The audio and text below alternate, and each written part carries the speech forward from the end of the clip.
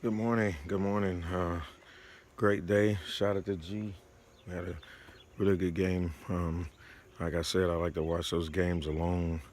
Um, just enjoy them. I'm not really into the smack talk and all that. I just like to enjoy seeing my team win. And it brought back a lecture to me that we went to in high school. I mean, in college. Sorry, high school. I'm going back too far.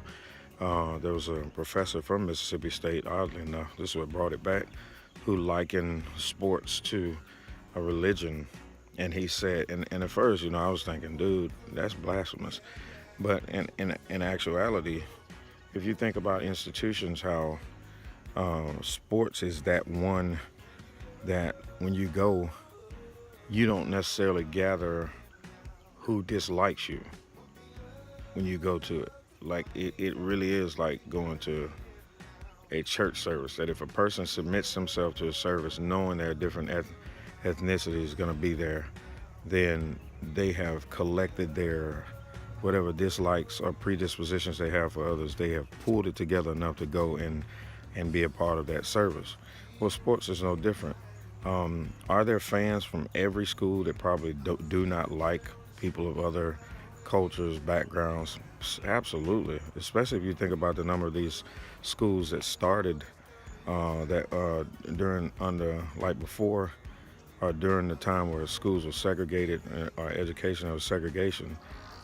Most of the schools, the SEC schools that we look at, they were all white schools at one point. So to think that there are fans that all the fans like blacks or like Latinos, please, that's crazy.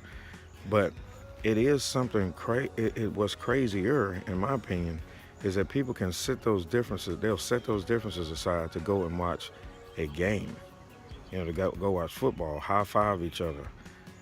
If it's Go Dogs or Roll Tide or War Eagle, we'll say all that in the moment. And then after a win, get in our cars, drive off, and drive off still hating the other person. And then we'll pull it all together just to come back again. Because it is like religion. It is an institution. Institutions were created for us to have a dependence on them. And so while it's entertaining, there's an entertainment element. There's also this element of it teaches us how to mask what we feel for the moment and then leave and go and be our separate ways. But I submit unto you there's a better way. The more excellent way, or the better way, is to truly take on the life of Christ and be like Christ. Because Christ, one thing we can be sure is that he never perpetrated or fronted and likened people when something bothered him. He would tell the truth in love, and we can tell the truth in love. But he lived with objective. His purpose was to come and to deliver mankind from sin. For we're all born in sin and shaped in iniquity. Uh, and so he came to set the captive free. Did he achieve his objective? Yes.